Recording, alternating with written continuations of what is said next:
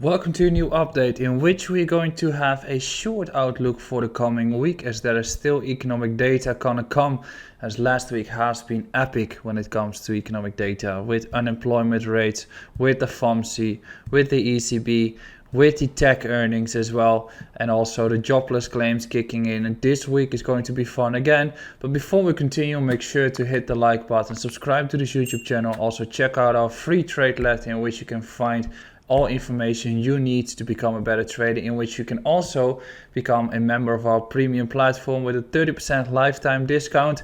If you want to become a member, make sure to use the link beneath. Final week you can do this, and then we are closing down the discount, and probably you won't be able to join the copy training as well. Last month we've made 37%, which you can which is 37R, which is 37% if you risk 1%. Now, last week we had a crazy week, right?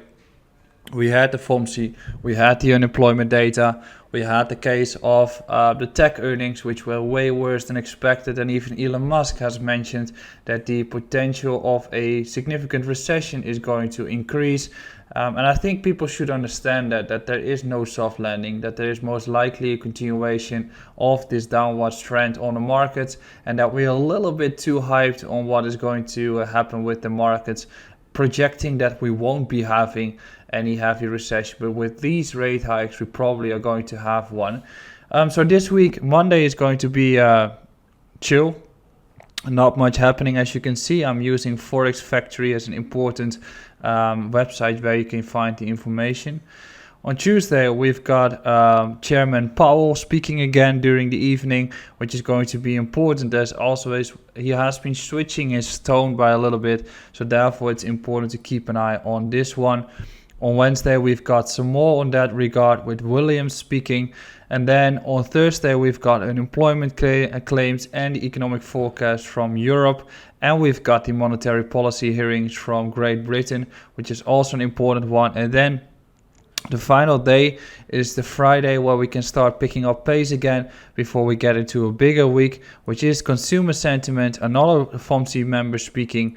Employment change in Canada is not too important, but GDP in Great Britain is going to be important before we jump into a case of a new week where we can find CPI, core CPI, as you can see, retail sales, manufacturing index, core retail sales, PPI, and manufacturing index, which is going to be a big week again. So this week it's going to be important what the FOMC members are going to say to the markets, but also what the impact will be from the tech earnings, and also the impact from the unemployment data from last week will have an impact on the markets, through which we can see a case of the DXY making movements.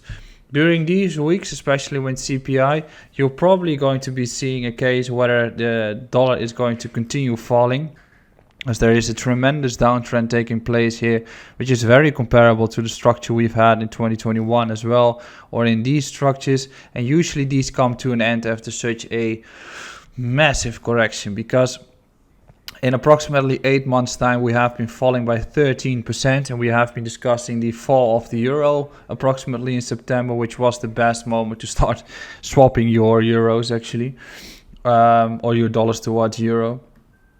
In this case, the next week will probably bring a case of the dollar starting to rally, or the week after with CPI and PPI. So that's why it's very important to keep an eye on this chart. It's also important to keep an eye on the yields, as the yields are into support. If we fall through support, the markets are expecting that the FOMC will not continue the rate hike policy. If it continues to sustain here, where the markets are expecting it, and if this starts to rally, including with the dollar that starts to rally, risk on is going to have pain. Looking at the Nasdaq, we're definitely in a case where the markets are looking for continuation of the uptrend or turning the tables. The RSI is getting towards the levels which we have not seen since November 2021. We're still on a downtrend, but on the edge of breaking that towards an uptrend. So therefore, you have to look at 13,200 points towards 12K. If we get to 12K, we potentially get some longs going here. And then finally, you have to look at Bitcoin. Next week will be bringing us the conclusion of the bearish divergence to be played out, as you can see here, or whether it's a hidden bullish divergence and we just continue mooning afterwards. If we don't continue mooning, I think we're going to have retests taking place of 20 to 21k. So be cautious with your altcoins as well. Make sure to be into some stables, to be flexible, and also make sure to subscribe to our YouTube channel. Ciao.